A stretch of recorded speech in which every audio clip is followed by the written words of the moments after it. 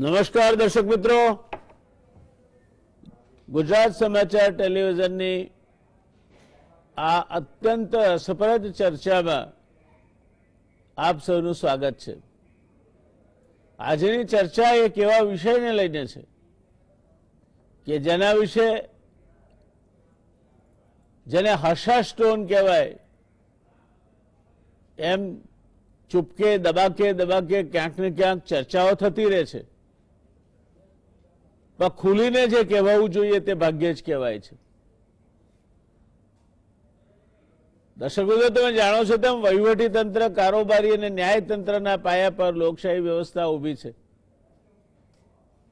માધ્યમો એનો ચોથો પાયો અથવા તો ચોથી જાગીર છે। આમાં પણ જ્યુડિશિયરી એટલે કે ન્યાયતંત્ર લોકશાહીનો બહુ મજબૂત અને ભરોસાપાત્ર પાયો છે।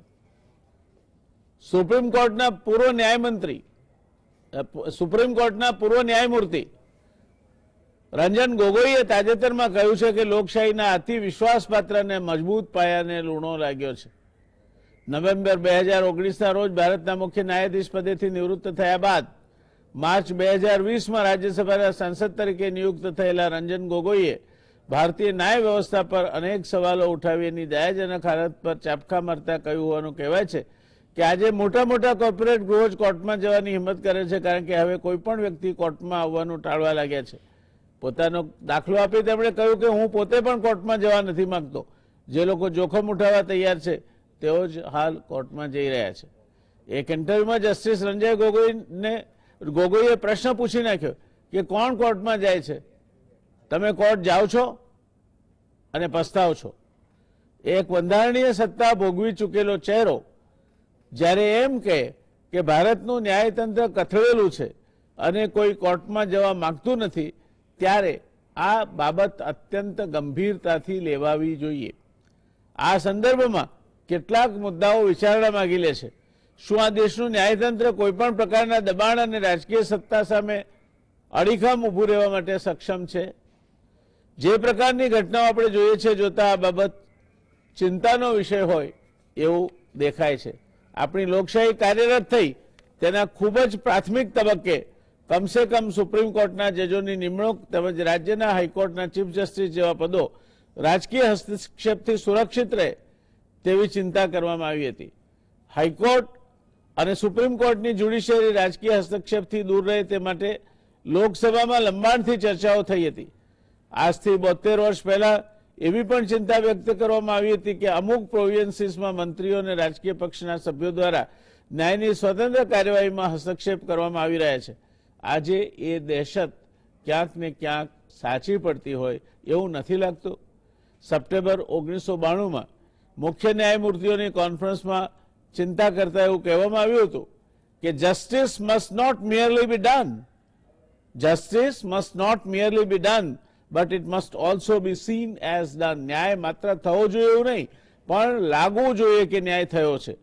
The behavior and conduct of members of the higher judiciary must reaffirm the people's faith in the impartiality of the judiciary।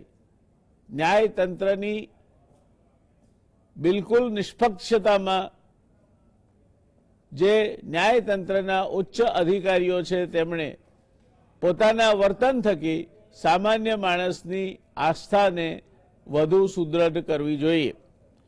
Accordingly, any act of a judge of the Supreme Court or a High Court, whether in official or personal capacity, which erodes the credibility of the perception, has to be avoided। એવી કોઈપણ હરકત, એવું કોઈપણ પ્રકારનું કામ, ઉચ્ચારણો કે જેના થકી ન્યાયતંત્રની છબીને હાનિ પહોંચે તેવી કોઈપણ પ્રકારનું કામગીરી એને અવોઇડ કરવી જોઈએ, એનાથી દૂર રહેવું જોઈએ।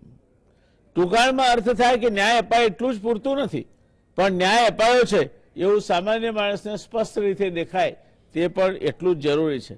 આજે જે પરિસ્થિતિમાં આપણે આવીને ઊભા છીએ એ પરિસ્થિતિ તરફ લઈ જનાર એક પરિબળ વિશે વાત કરતા એક સમયે પ્રોફેસર કેટી શાહ દ્વારા સૂચવવામાં આવ્યું હતું કે જજની ચાલુ નોકરી અથવા નિવૃત્તિ બાદ કોઈપણ પ્રકારની નિમણૂક ઉપર પ્રતિબંધ મૂકવો જોઈએ। મને લાગે છે કે આ જ વાત આઈએએસ આઈપીએસ અને આઈએફએસ અથવા અન્ય સનદી પદો પર રહેનાર અધિકારીઓને પણ લાગુ પડવી જોઈએ. કેટી શાહનું સૂચન કદાચ આવું નહીં કરવા માટે વપરાયું છે, પણ થયું શું? દાખલા તરીકે જસ્ટિસ એમસી ચાગલા અમેરિકામાં ભારતના એલચી બન્યા. જસ્ટિસ બહેરુલ ઇસ્લામ સુપ્રીમ કોર્ટમાંથી રાજીનામું આપી અને કોંગ્રેસના ઉમેદવાર તરીકે ચૂંટણી લડ્યા. જસ્ટિસ પીએ સદાશિવમ કેરાલાના ગવર્નર નિમાયા. જસ્ટિસ રંગનાથ મિશ્રા, જેમણે કોંગ્રેસને 1994ના રમખાડોમાં ક્લીન ચીટ આપી હતી, તે કોંગ્રેસના ઉમેદવાર તરીકે રિટાયરમેન્ટ બાદ રાજ્યસભામાં પહોંચ્યા અને તાજેતરમાં જસ્ટિસ રંજન ગોગોઈ રાજ્યસભાના નિયુક્ત સભ્ય બન્યા. જ્યાં સુધી હાઈકોર્ટ કે સુપ્રીમ કોર્ટ અથવા અન્ય જ્યુડિશિયરી સર્વિસીસના જજોની નિમણૂક કોઈને કોઈ રીતે રાજ્યસભા કે અન્ય પંચ અથવા એવી કોઈ પણ રાજ્ય કે કેન્દ્ર દ્વારા તૈયાર કરાયેલ ઓથોરિટી, જેનો નિર્ણય પોલિટિકલ ઓથોરિટી એટલે કે રાજકીય સત્તાધીશો લેતા હોય ત્યાં મૂકીને કરાતી હોય, ત્યારે એમનું વલણ નિવૃત્તિ બાદ આ લાભોથી ઇન્ફ્લુઅન્સ થાય તે સ્વાભાવિક છે, માનવ સહજ છે. આ ઉપરાંત નીચેના કેટલાક મુદ્દાઓ પણ ધ્યાને લેવા જેવા છે. દેશમાં 3.3 કરોડ કેસ પેન્ડિંગ છે, જેમાંથી 2.84 કરોડ કેસ નીચલી કોર્ટમાં પેન્ડિંગ છે. 43 લાખ હાઈકોર્ટોમાં 57,000 સુપ્રીમ કોર્ટમાં પેન્ડિંગ છે. સુપ્રીમ કોર્ટમાં પેન્ડિંગ 15,000 કેસ એવા છે જે 5 વર્ષથી વધુ જૂના છે. સરેરાશ નીચલી કોર્ટોમાં દર વર્ષે 2 કરોડ કેસ પહોંચે છે.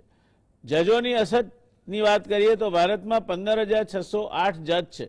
કોઈપણ દેશમાં જજોની આ સંખ્યા સૌથી વધુ છે. સુપ્રીમ કોર્ટમાં હાલ 22 જજ છે.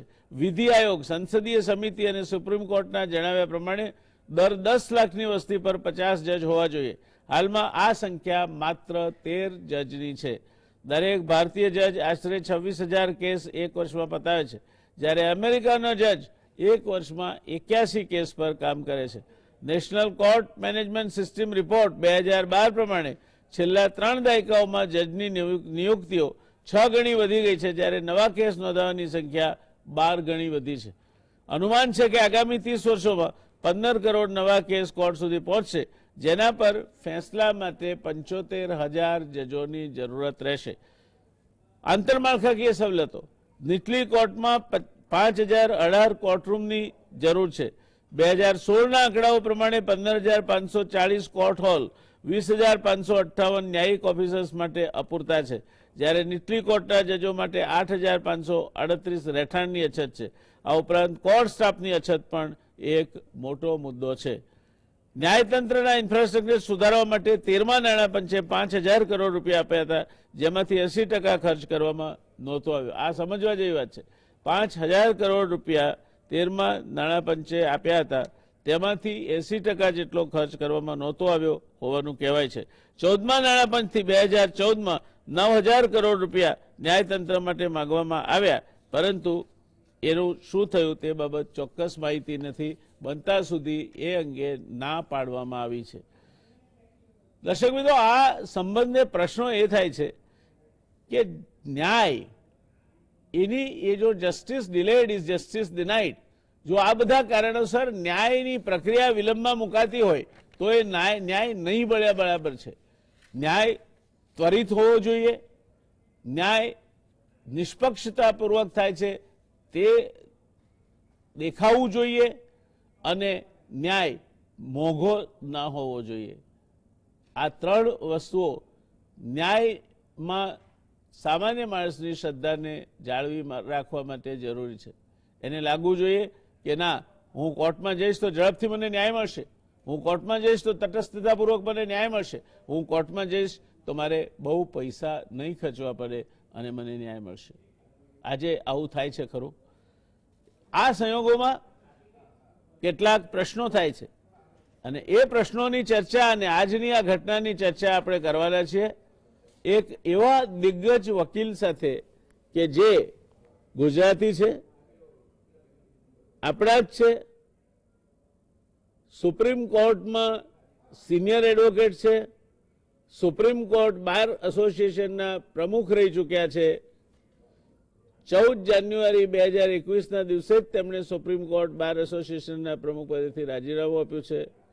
તાજેતરમાં જ કૃષિ કાયદા માટે સંવિધાનિક પડકાર મામલે સુપ્રીમ કોર્ટમાં કેટલાક ખેડૂત સંગઠનોનું પ્રતિનિધિત્વ પણ આ વકીલ સાહેબે કર્યું હતું. એમનું નામ છે શ્રીમાન દુષ્યંતભાઈ દવે.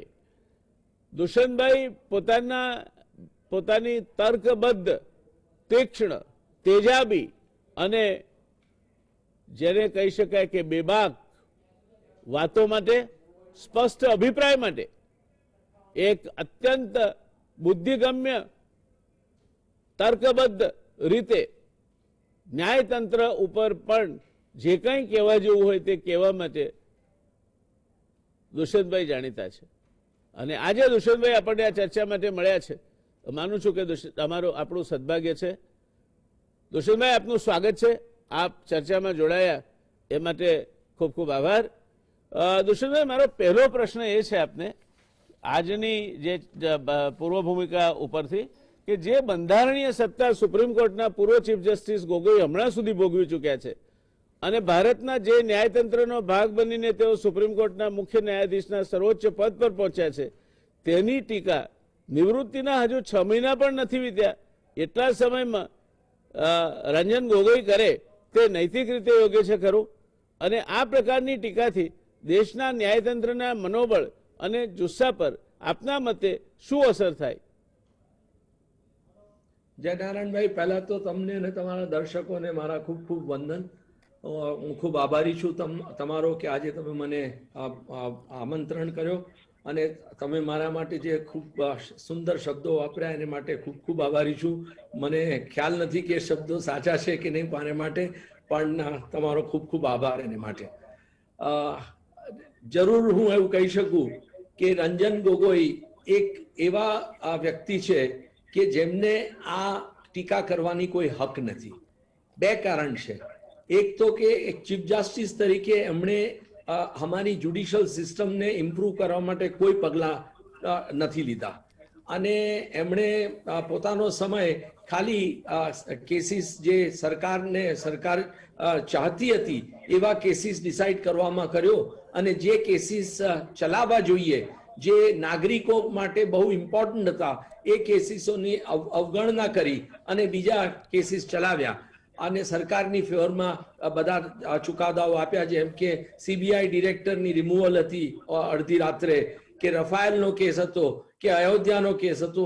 આ બધા કેસીસ લીધા, પણ કેસીસ જેમાં આર્ટિકલ 370 સ્ક્રેપ થયો હતો અને જેમાં સિટીઝનશીપ અમેન્ડમેન્ટ એક્ટ ચેલેન્જ થયેલો, જેનાથી લાખો કરોડો લોકો ચિંતિત છે, એ બધા કેસીસ એમણે લીધા નહીં.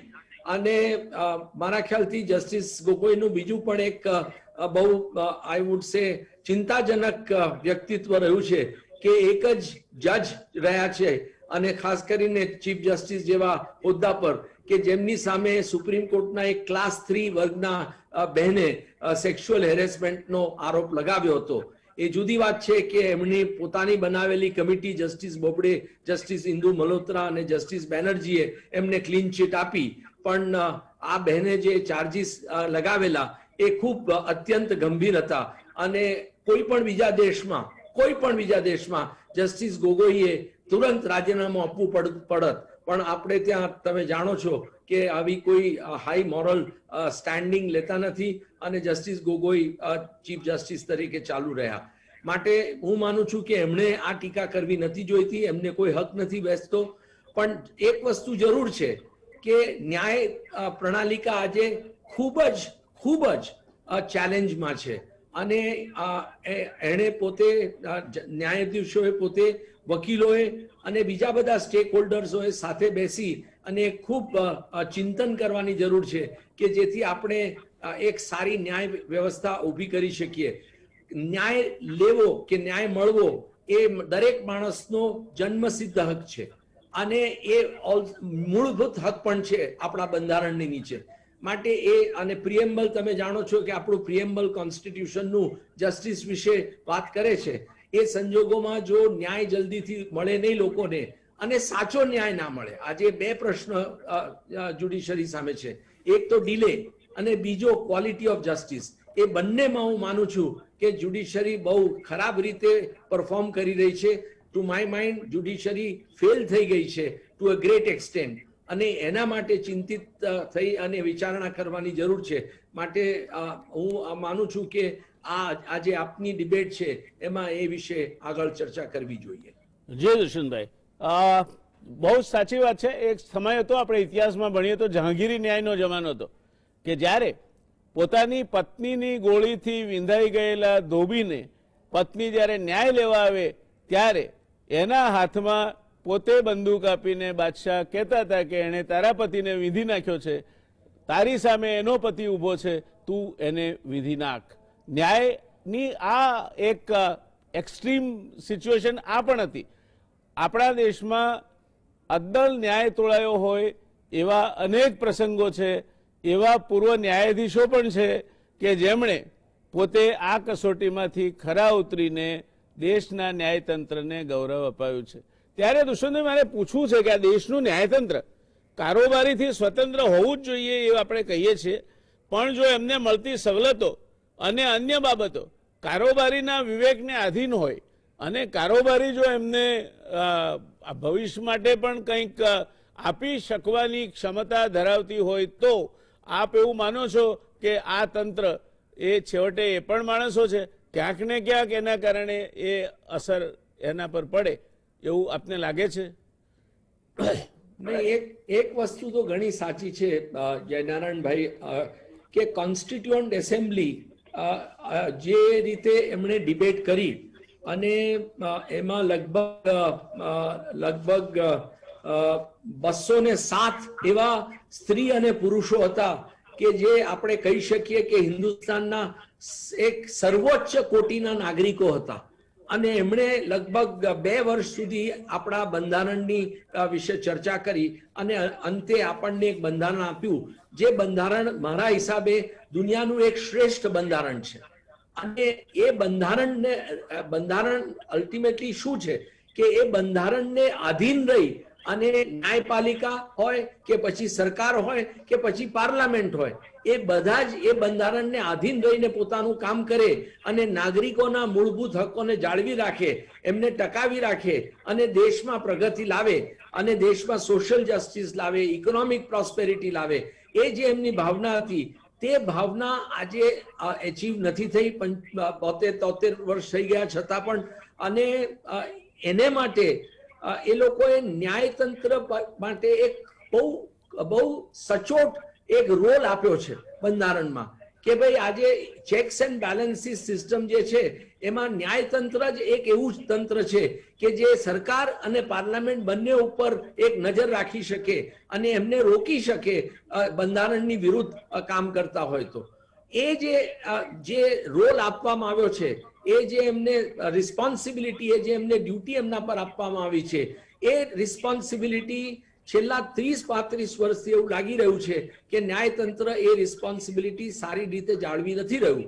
અને એને કારણે સરકારો, કોંગ્રેસ હોય કે બીજેપી હોય, કોઈ પણ સરકાર હોય, એ સરકારો બંધારણનો વારંવાર ભંગ કરે છે, લોકોના મૂળભૂત હકોને છીનવી લે છે અને અમારી જ્યુડિશિયલ સિસ્ટમ, અમારી કોર્ટો એ પ્રોટેક્ટ નથી કરી શકતી. એ એક બહુ દુઃખદ સમસ્યા છે આપણા દેશ સામે. જ્યાં સુધી ન્યાયતંત્ર પોતાને અંદરથી મજબૂત નહીં કરે. એક વસ્તુ બહુ સાચી છે કે કોન્સ્ટિટ્યુશનલ ફ્રેમર્સને ન્યાયતંત્રને ઇન્ડિપેન્ડન્ટ રાખવા માટે ઘણા પ્રાવધાન કર્યા છે, બહુ જ પ્રોવિઝન્સ આપ્યા છે. અને આજે ન્યાયાધીશો, ખાસ કરીને હાઈકોર્ટ અને સુપ્રીમ કોર્ટ જજીસને સરકાર રિમૂવ ના કરી શકે જ્યાં સુધી ઇમ્પીચમેન્ટના મોશન ના આવે. અને ઇમ્પીચમેન્ટ તો 2/3 મેજોરિટીથી જ પાસ થઈ શકે. માટે એમને એકદમ પ્રોટેક્શન આપવામાં આવ્યું છે.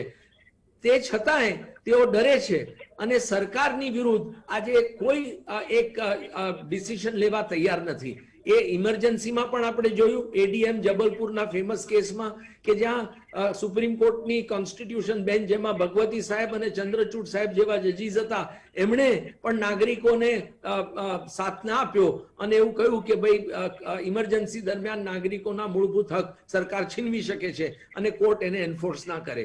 એ તો આજે રોજ થઈ રહ્યું છે. અનફોર્ચ્યુનેટલી તમે જોઈ રહ્યા છો કે કેટલા બધા લોકો, અસંખ્ય હજારોની સંખ્યામાં લોકો જેલમાં છે જેમને બેલ મળવો જોઈએ પણ બેલ નથી મળતો. સરકાર ઉભી રહીને કોર્ટમાં એમ કે છે કે અમને બેલ ના આપવો જોઈએ. એમની સામે સિડિશનનો ચાર્જ છે, એમની સામે યુએપીએ એક્ટ નીચે ચાર્જ છે, એમની સામે ફોરેન એક્સચેન્જ ની અંદર ચાર્જ છે, વગેરે વગેરે ગમે તેમ કહી અને સરકાર ડિફેન્સ લે છે.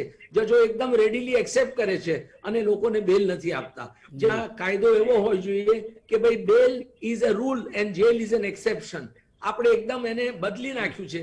Jail is a rule and bail is an exception. એટલે એવું જરૂર લાગે છે કે ન્યાયતંત્ર કોઈક કારણસર ખૂબ વીક થઈ ગયું છે અને સરકાર સામે એ ઊભું રહેવા સક્ષમ નથી. ધન્યવાદ દુષ્યંતભાઈ, ખૂબ સરસ ચર્ચા જામી છે ને આપે એવા મુદ્દા ઉપસ્થિત કર્યા છે કે જે અત્યારની પરિસ્થિતિ અને આવનાર સમયમાં શું થશે તે બાબતમાં બહુ જ સરસ અંગુલી નિર્દેશ કરી રહ્યા છે. આ ચર્ચા આપણે આગળ વધારીશું, પણ હાલ રોકાઈશું એક નાનકડા કમર્શિયલ બ્રેક માટે. નમસ્કાર દર્શક મિત્રો, બ્રેક બાદ પુનઃ આ ચર્ચામાં આપનું સ્વાગત છે. દુષ્યંતભાઈને આપે ધ્યાનથી સાંભળ્યા હોય તો કેટલીક બાબતો તમારા ધ્યાને મૂકીને હું ફરી પાછો દુષ્યંતભાઈ પાસે જવા માંગુ છું. હમણાં જ જગતની સૌથી વધુ તાકતવર લોકશાહીમાં સત્તા પરિવર્તન થયું. ઘણા ધમપછાડા કર્યા અને આમ છતાંય ક્યાંય જરાય ખોટકો આવ્યા વગર એ પરિવર્તન શક્ય બન્યું. જેવા બાઇડને 270 ઇલેક્ટોરલ વોટ્સની લાઈન ક્રોસ કરી એટલે તરત પેન્ટાગોને એમના ઘર ઉપરનું આકાશ સિક્યોર કરી લીધું, સિક્રેટ સર્વિસીસે એમની સિક્યોરિટીનો હવાલો સંભાળી લીધો, ટ્રમ્પ પોતે ભાષણ આપે છે, જુઠ્ઠાણા ફેલાવે છે એમ કહીને મીડિયાએ ચાલુ પ્રમુખના ભાષણને બ્લેકઆઉટ કરી દીધું અને ટ્રમ્પે જેમને અપોઇન્ટ કર્યા હતા એવા જજીસે એમને કોઈ પણ પ્રકારની રાહત આપવાનો ઇનકાર કરીને ધરાર ન્યાય જે રીતે થવો જોઈએ તે રીતે ન્યાય તોડીને જે કંઈ સાચું હતું તે અમેરિકાની પ્રજા સમક્ષ મૂક્યું. આ લોકશાહી મહાન બની શકે કારણ કે ત્યાં સિસ્ટમ્સ કામ કરે છે, વ્યક્તિ કામ નથી કરતી. અને જ્યારે સિસ્ટમ ફેલ થાય છે ત્યારે કોઈ પણ દેશમાં, અને તે ભારત જેવડા મોટા દેશમાં તો વિશેષ, એ બહુ ગંભીર પરિણામો લાવે છે. દુષ્યંતભાઈ, મને આપને પૂછવું હતું, મેં હમણાં જ અમેરિકાનો દાખલો આપ્યો. ત્યાં બધા જજીસ તો પ્રેસિડેન્ટ ટ્રમ્પના અપોઇન્ટ કરેલા હતા, એમની સામે જ કેસીસ ગયા અને છતાં પણ ચુકાદો ટ્રમ્પની અપેક્ષાથી વિરુદ્ધ એમના વિરુદ્ધમાં આવ્યો. સિસ્ટમ્સ જ્યારે ફેલ થાય ત્યારે કોઈ પણ દેશમાં અને ખાસ કરીને આપણા જેવડી મોટી લોકશાહીમાં ખૂબ મોટા પડકારો સર્જાય છે. તો છેક નીચેથી ન્યાયતંત્ર ઉપરથી કારોબારી અને પોલિટિકલ પાર્ટીઓનો ભરડો દૂર કરવો હોય તો તે માટે શું કરવું જોઈએ? જનાર્દનભાઈ, સૌથી પહેલું તો એક વસ્તુ આપણે દેશવાસીઓએ સમજવું જોઈએ કે જ્યાં સુધી આપણે આપણું કોન્સ્ટિટ્યુશનને સમજી નહીં શકીએ, જ્યાં સુધી આપણે આપણા કોન્સ્ટિટ્યુશનને ગીતા, બાઇબલ, કુરાન અને ગ્રંથ સાહેબ જેમ રિસ્પેક્ટ નહીં આપી શકીએ ત્યાં સુધી આપણને ખ્યાલ નહીં આવે કે આપણી નાગરિક તરીકે શું જવાબદારી છે, આપણા નેતાઓની શું જવાબદારી છે, અને આપણા નેતાઓ અને આપણા જજો કે આપણા પાર્લામેન્ટેરિયન એ એમની જવાબદારી જો ભૂલચૂક કરે તો એની સામે આપણે શું પગલાં ઉઠાવી શકીએ એ બધું આપણે સમજવાની જરૂર છે. એને માટે સૌથી પ્રથમ એક વસ્તુ બહુ જરૂરી છે. જેમ એરિસ્ટોટલે એકવાર કહ્યું હતું, એણે કહ્યું હતું કે કોન્સ્ટિટ્યુશનની સ્ટેબિલિટી તમે કેવી રીતે લાવી શકો? તો એણે કહ્યું કે જ્યારે દરેક નાગરિકને કોન્સ્ટિટ્યુશનના સ્પિરિટમાં એજ્યુકેશન નહીં આપવામાં આવે ત્યાં સુધી કોન્સ્ટિટ્યુશનને તમે જાળવી નહીં શકો. એ પછી આલ્બર્ટ આઇન્સ્ટાઈને તો એનાથી વધારે કહ્યું.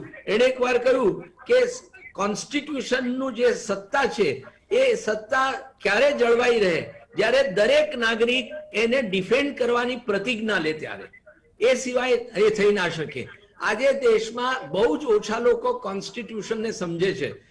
કોન્સ્ટિટ્યુશન આંબેડકર સાહેબે કહ્યું હતું ઇઝ અ ફંડામેન્ટલ ડોક્યુમેન્ટ, અને એણે એવું પણ કહ્યું હતું કે આ ડોક્યુમેન્ટમાં ન્યાય પ્રણાલિકા, પાર્લામેન્ટ અને સરકાર એ ત્રણ ઓર્ગન અમે ક્રિએટ કર્યા છે, પણ સાથે સાથે એ ત્રણેય ઓર્ગનના સત્તા ઉપર કેવી લિમિટેશન્સ મૂકી છે એના ઉપર પણ અમે ભાર આપ્યો છે.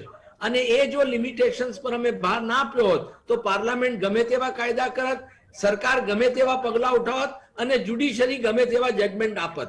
માટે એ ચેક્સ એન્ડ બેલેન્સીસની એક સિસ્ટમ આંબેડકર સાહેબે આપણને દેશને આપી. અનફોર્ચ્યુનેટલી એ આજે બહુ જ મારા દુઃખની વાત છે કે આજે બંધારણને સમજી અને એપ્લાય કરનારા ખૂબ ઓછા જજીસ રહ્યા છે દેશમાં. અને એને માટે હું કોલેજિયમ સિસ્ટમને જવાબદાર ઠરાવું છું કે જ્યારથી જજોએ સત્તા પોતાની પાસે લઈ લીધી છે, હાઈકોર્ટ અને સુપ્રીમ કોર્ટ જજીસને અપોઇન્ટ કરવાની 1992 માંથી, ત્યારથી વધારે ને વધારે જ્યુડિશરી વીક થતી આવી છે. વધારે ને વધારે ખરાબ જજીસ એપોઇન્ટ થઈ રહ્યા છે. આજે જજીસ કાયદામાં સક્ષમ હોવા જોઈએ, સાથે સાથે એકદમ ફિયર્સલી ઇન્ડિપેન્ડન્ટ હોવા જોઈએ.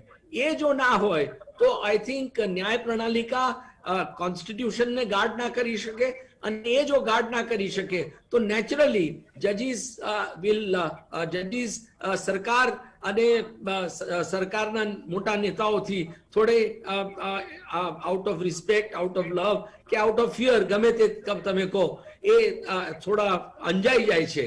ઇન્દિરા ગાંધી હતા ત્યારે પણ આવું થયું હતું, અને આજે પ્રધાનમંત્રી નરેન્દ્ર મોદીજીની પણ પર્સનાલિટી એટલી સ્ટ્રોંગ છે કે જજીસ અંજાઈ જાય એમાં કોઈ ડાઉટ નથી. પણ એ થવું ના જોઈએ. જજોએ પોતાને સક્ષમ બનાવવા જોઈએ, અને જજોએ while giving respect to the prime minister for his office, જજોએ પોતે કાયદામાં જ્યારે એમની સમક્ષ કેસીસ આવે ત્યારે એમણે કોઈ ડિફરન્શિએટ નહીં કરવું જોઈએ. દરેકને, સરકારને અને સામાન્ય નાગરિકને એક નજરથી જોઈ અને ચુકાદો આપવો જોઈએ, જે થઈ નથી રહ્યું, જે બહુ દુઃખની બાબત છે. ધન્યવાદ. દર્શક મિત્રો, નાની પાલખીવાળાએ આપણી આખી વ્યવસ્થા તંત્ર ઉપર એક બહુ મોટો કટાક્ષ કર્યો હતો. એમણે કહ્યું હતું કે India is like a donkey laden with the golden bars.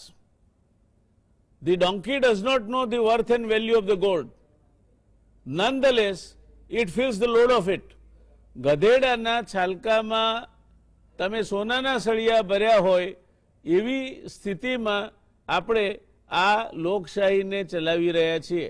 લોકશાહી તો જ ઉપયોગી બને જો આપણા અધિકારો વિશે, આપણા બંધારણ વિશે અને એ બંધારણની સંદર્ભમાં કરવાની થતી કાર્યવાહી વિશે આપણે માહિતગાર હોઈએ, જાગૃત હોઈએ, અને પ્રજામતનું એટલું વજન હોય કે જે બંધારણ આટલી બધી મહેનત પછી તૈયાર કરવામાં આવ્યું છે એમાંથી કોઈ આમ તસું પણ આમ કે તેમ ન થઈ શકે. આ વાત અમેરિકામાં હમણાં જ આપણે પુરવાર થતી જોઈ છે. દુષ્યંતભાઈ કહે છે તે પ્રમાણે આપણે ત્યાં ડીજનરેશન થયું છે. આપણે 1992માં જજીસ પોતે હાઈકોર્ટ ને સુપ્રીમ કોર્ટના જજીસને એપોઇન્ટ કરવાની સત્તા એમણે પોતાને હસ્તગત કરી. તો આને સુધારવા માટે દુષ્યંતભાઈ શું કોઈ હાયર જ્યુડિશરી માટેનું કોઈ ઇન્ડિપેન્ડન્ટ અપોઇન્ટમેન્ટ કમિશન અથવા તો એવું કોઈ ફોરમ હોવું જોઈએ કે જે તટસ્થ રીતે કોઈ પણ પ્રકારની શહેરમાં આવ્યા વગર સાચી રીતે નિર્ણય લઈને ગુણવત્તા ધરાવતા કેપેબલ વ્યક્તિઓને એ ન્યાયમૂર્તિઓ તરીકે નિમણૂક કરે, અને એમાં એમનો એક ટેસ્ટ સાયકિયાટ્રિક પણ થવો જોઈએ કે how much kind of a courage of conviction that person carries. એ દિશામાં કંઈ થઈ શકે? બહુ મુશ્કેલ પ્રશ્ન છે આ. એક બહુ જટિલ સમસ્યા છે દેશની સામે. એવું છે કે જયનારાયણભાઈ, આપણે જજીસ તો કઈ they don't come from moon and Mars. જજીસ આપણામાંથી જ આવે છે. આપણું પોતાનું જ કેરેક્ટર, આજે નાગરિકોનું કેરેક્ટર દિવસે દિવસે ખૂબ જ વીક થઈ ગયું છે, અને મટીરિયાલિઝમ, પૈસાનો લોભ આપણને ખૂબ વધારે પડતો આજે પ્રલોભન આપી રહ્યો છે. એને કારણે આપણું જે એક આજે તમે ઇન્ડિપેન્ડન્ટ સ્ટ્રગલ જુઓ, એ ઇન્ડિપેન્ડન્ટ સ્ટ્રગલમાં સૌથી વધારે ફાળો વકીલોનો હતો. આજે હું આપને ઠોસથી કહી શકું કે આજે દેશમાં 100 વકીલ એવા નથી કે જે બહાર આવી અને સરકાર કે જ્યુડિશરી જે ચેલેન્જીસ આપે છે દેશને કે જ્યાં ફેલિયર થાય છે એની સામે પબ્લિકલી બોલે.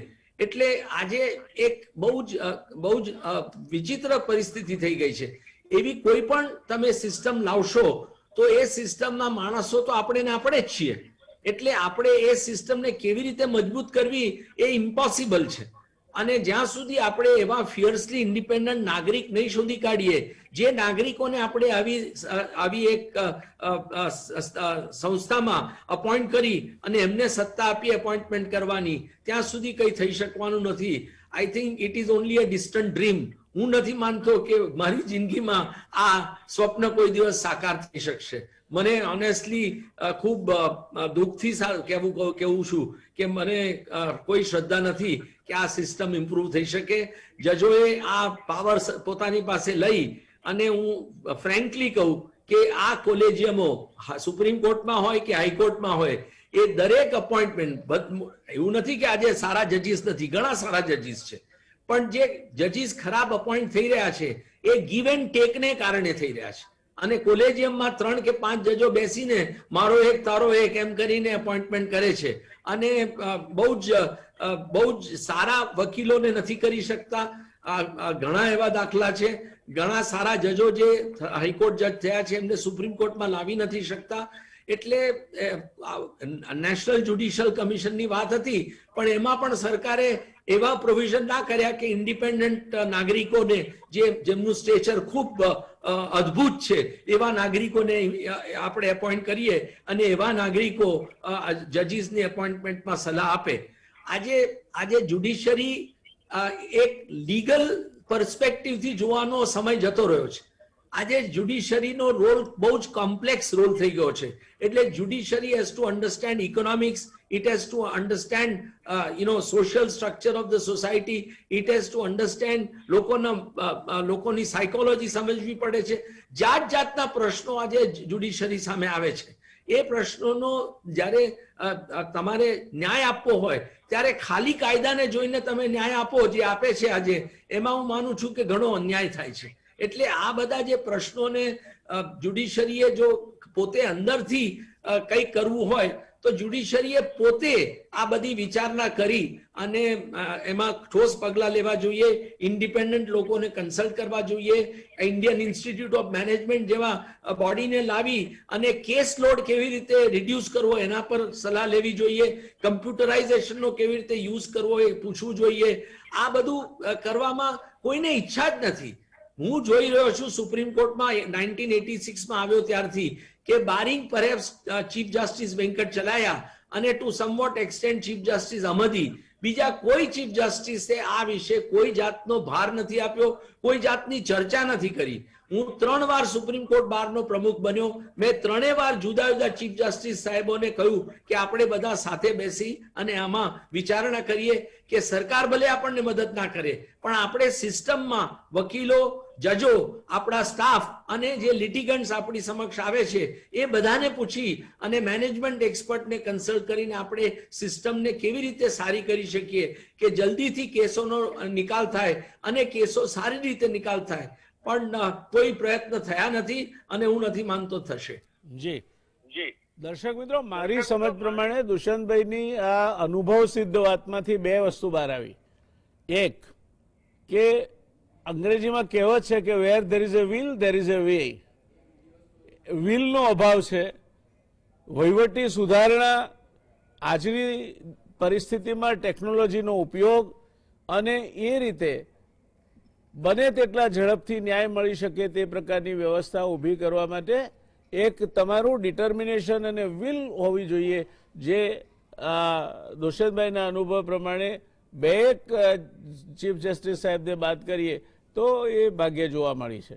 બીજી વાત એમણે ખૂબ અગત્યની કહીને મારે તમને ફરીને કહેવી છે, મેં અગાઉ પણ કહી છે, અને એ વાત એ છે કે જજીસ ક્યાંથી આવે છે.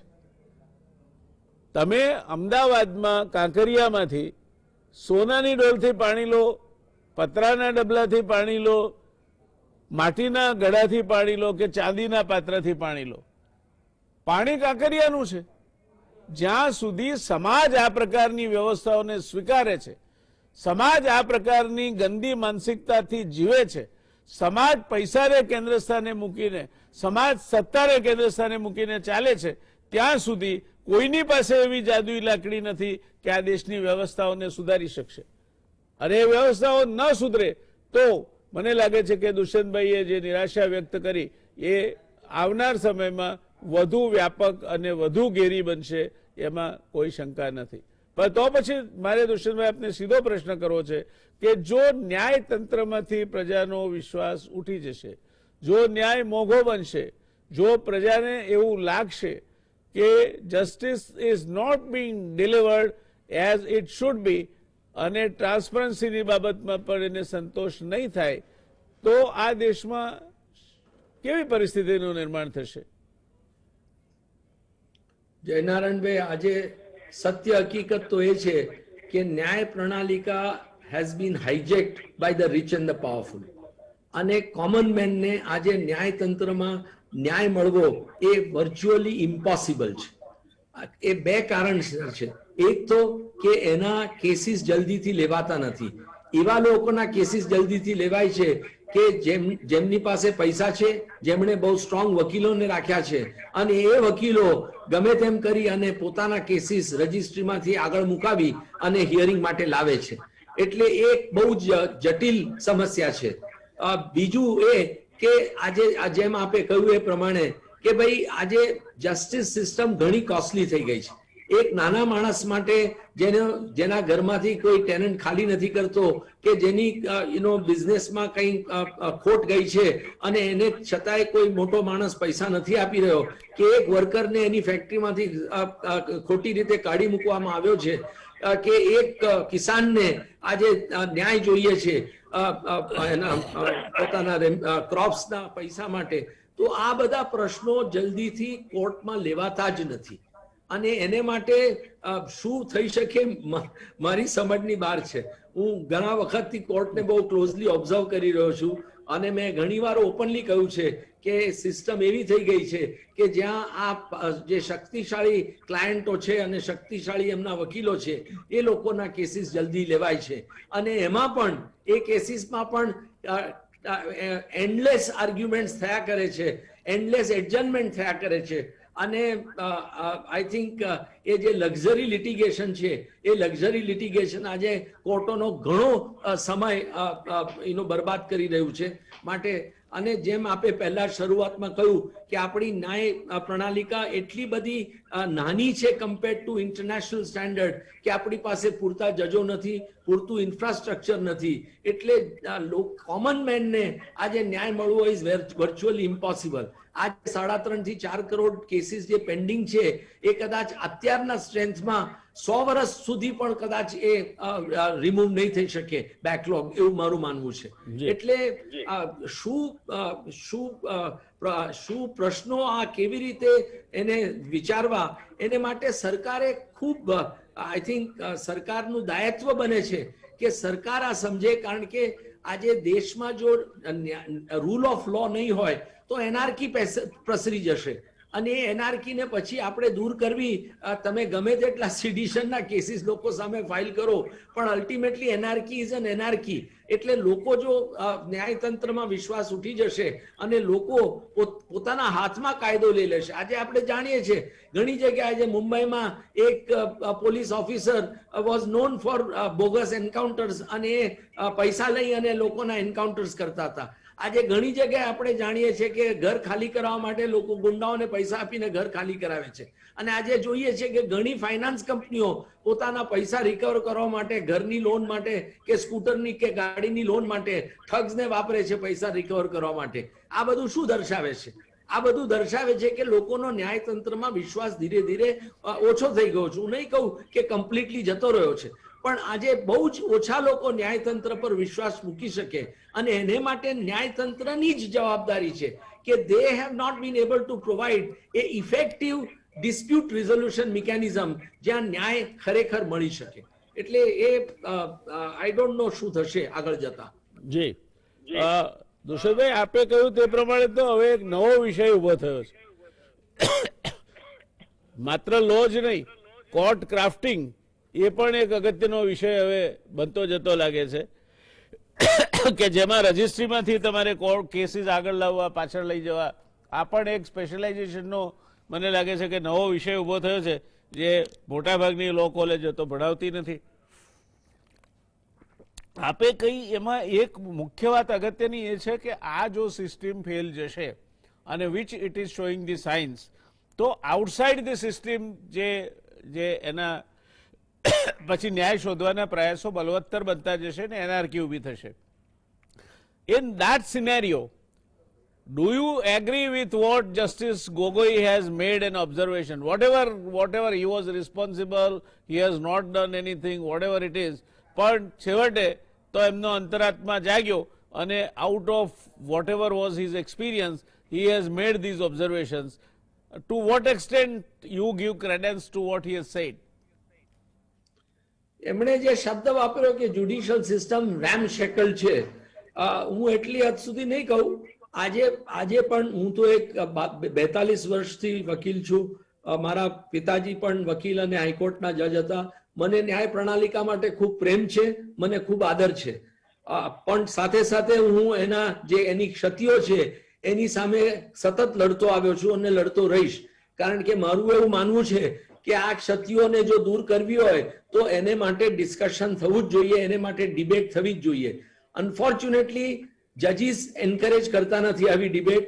અને મારા બારમાં ધ બિગેસ્ટ પ્રોબ્લેમ ઇઝ કે વકીલો પોતે આ ડિબેટ જનરેટ કરવા તૈયાર નથી, આ ડિબેટમાં પાર્ટિસિપેટ કરવા તૈયાર નથી, કારણ કે મોટાભાગના વકીલો પોતાની બ્રીફો વિશે વિચારે છે. આજે આપણી દેશને અંગ્રેજો સામે લડત લડી અને આપણને સ્વતંત્રતા અપાવી શકનારામાં મોટામાં મોટો ફાળો વકીલોનો જો હતો, મહાત્મા ગાંધીથી માંડીને સરદાર વલ્લભભાઈ પટેલ કે જવાહરલાલ નહેરુ એવા હજારો રિસ્પેક્ટેડ લીડર્સ, તો આજે કેમ 100, 200, 500 વકીલ ઉભા થઈ અને આ સિસ્ટમની સામે રિવોલ્ટ નથી કરતા?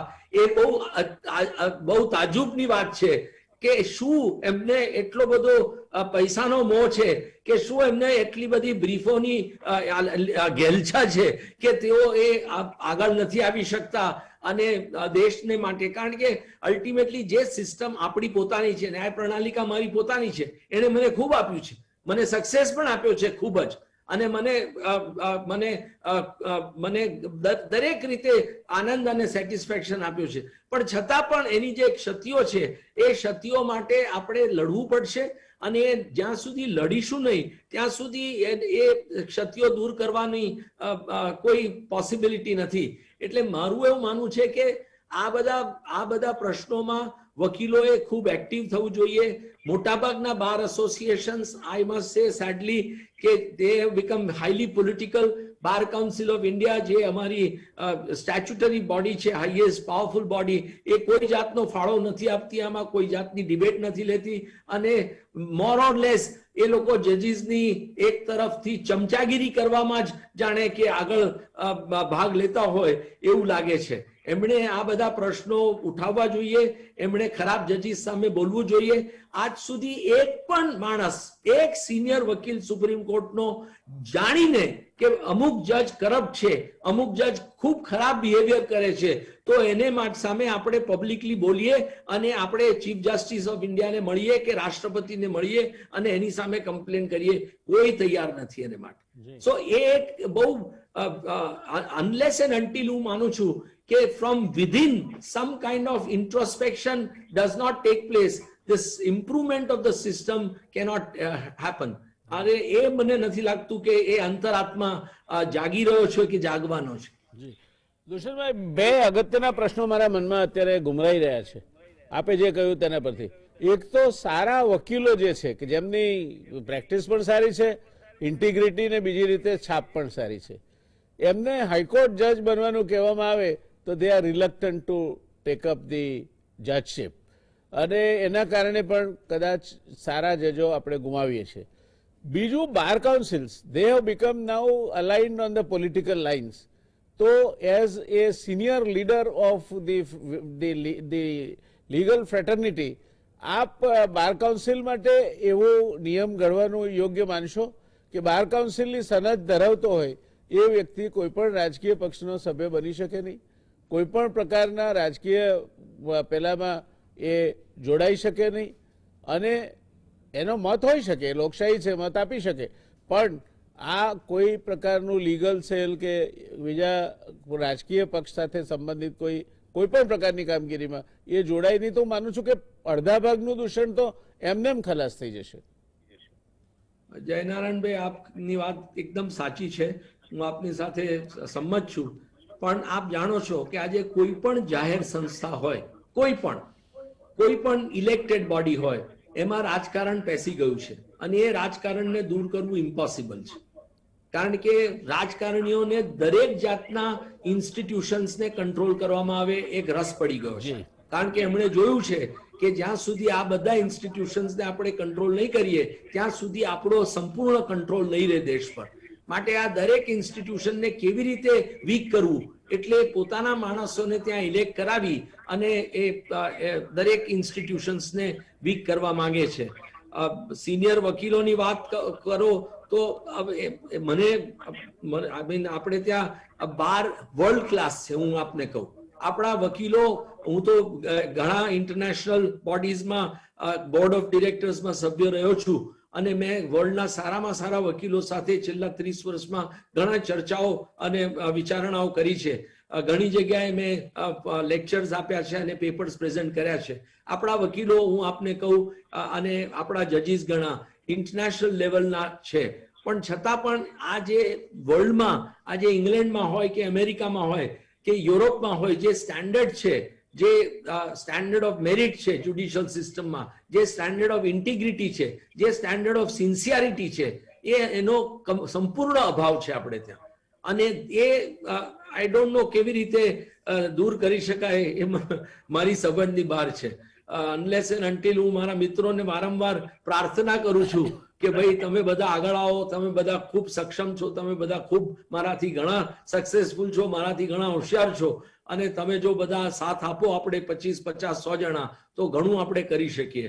પણ એ થતું નથી. આવા 25, 50, 100 લોકો પણ સાથે આવી નથી શકતા. ખૂબ ખૂબ ધન્યવાદ દુષ્યંતભાઈ, ખૂબ રસપ્રદ ચર્ચા થઈ. આપણે આ ચર્ચાને આગળ વધારીશું, કારણ કે જ્યાં ન્યાયતંત્ર જો નાપાસ થશે, જો ન્યાયતંત્ર ઉપરથી લોકોની શ્રદ્ધા ઉઠી જશે, તો આપણે બહુ સાચો શબ્દ વાપર્યો કે એનાર્કી અને અંધાધૂંધી સિવાયની બીજી કોઈ વસ્તુ આપણે જોઈ શકીશું નહીં. હજુ પણ ક્યાંક હજુ આશાના કિરણો દેખાય છે. જો રાજકીય પક્ષો અને રાજકીય પક્ષ આધારિત બાર કાઉન્સિલો ચાલશે તો એ આશાનું કિરણ પણ ખતમ થઈ જતા વાર નહીં લાગે. ઇન ધેટ સિચ્યુએશન એક yes or no kind of an answer from you, કે આપને લાગે છે કે we have lost the last hope because of the politicalisation of the bar કાઉન્સિલનું એકલાનું નહીં, યુનિવર્સિટી સેનેટ સિન્ડિકેટથી માંડીને કોઈ પણ સંસ્થા, શિક્ષકોના યુનિયન સુધી બધે જ હવે રાજકીય પક્ષો ઘૂસી ગયા છે. તો you think that we are getting in to a situation of point of no return? હું આપને એક વસ્તુ બહુ ઇન્ટરેસ્ટિંગ કહું કે 25મી નવેમ્બર 1949 કોન્સ્ટિટ્યુઅન્ટ એસેમ્બલીનો લાસ્ટ ડે હતો. ડોક્ટર આંબેડકર એમનો કોન્સ્ટિટ્યુશનનો ડ્રાફ્ટ એસેમ્બલીની સામે મૂકેલો અને ચર્ચા થઈ રહેલી. એમણે કહ્યું કે આ ડ્રાફ્ટ એક સારામાં સારો ઉત્તમ ડ્રાફ્ટ છે, અને આ ડ્રાફ્ટ જો ફેલ થશે તો એ ફેલ થશે નકી બીકોઝ એ ખરાબ ડ્રાફ્ટ છે, પણ એ આ કોન્સ્ટિટ્યુશનને જે ચલાવનારા, આ કોન્સ્ટિટ્યુશનનું જે પાલન કરનારા લોકો છે એ ખરાબ લોટ હશે, માટે આ કોન્સ્ટિટ્યુશન ફેલ થશે. So that was his apprehension as early as 25th November 1949. આપ જેમ કહો છો, મને ઓનેસ્ટલી હું તો એક વારંવાર કહું છું, પબ્લિક પ્લેટફોર્મ પર પણ કહી ચૂક્યો છું લંડનમાં, at London School of Economics, કે હું એક પ્રાઉડ પરમેનન્ટ પેસિમિસ્ટ છું, અને મને કોઈ પણ આશા નથી કે આ દેશને આપણે સુધારી શકીએ, આપણા ન્યાયતંત્રને ફંડામેન્ટલી સુધારી શકીએ કે જેથી ખરેખર સાચો ન્યાય લોકોને મળી શકે. અને લોકો આજે ન્યાયતંત્રમાં એક જે શ્રદ્ધા હોવી જોઈએ એ શ્રદ્ધા રાખી અને આગળ વધી શકે. હું નથી માનતો કે નજીકના ભવિષ્યમાં ફોરસિએબલ ફ્યુચરમાં એ શક્ય છે આ દેશમાં. એટલી મારી લાઈફ ટાઈમમાં નહીં થાય એવું મને thank you so much Dushyantbhai, આપ અમારી સાથે જોડાવાનું સ્વીકાર્યું અને આપના આ સમગ્ર વિષયને લઈને જે તલસ્પર્શી જ્ઞાન છે એનો ગુજરાત સમાચાર ટેલિવિઝનના દર્શકોને આજે આપના માધ્યમથી લાભ મળ્યો. જે મારી મર્યાદિત સમજ છે એ પ્રમાણે હું એવું સમજો છું કે ક્યાંક શબ્દોમાં આમ તેમ ગોગઈ હોઈ શકે, પણ ગોગઈનું જે કહેવાનું જે છે એના મધ્યવર્તી વિચારમાં ગોગઈની ચિંતા ક્યાંક ને ક્યાંક આપણી બધાની ચિંતા હોવી જોઈએ. કારણ કે ultimately we have given the constitution to ourselves and you very rightly said that if it fails, it will fail because of us, not because of anybody else. જોઈએ આ દેશના તકદીરમાં શું લખાયું છે. થોડો ઘણો હું હજુ પણ આશાવાદી છું અને મળતા રહીશું આપણે. ધન્યવાદ, ખૂબ ખૂબ આભાર આપનો, સમય આપ્યો આપે એ માટે. દર્શક મિત્રો આવતીકાલે આપણે મળીશું નવા એક વિષય સાથે, નવી ચર્ચા સાથે, નવી પેનલ સાથે. ત્યાં સુધી શુભરાત્રી. Take care. શબ ખેર.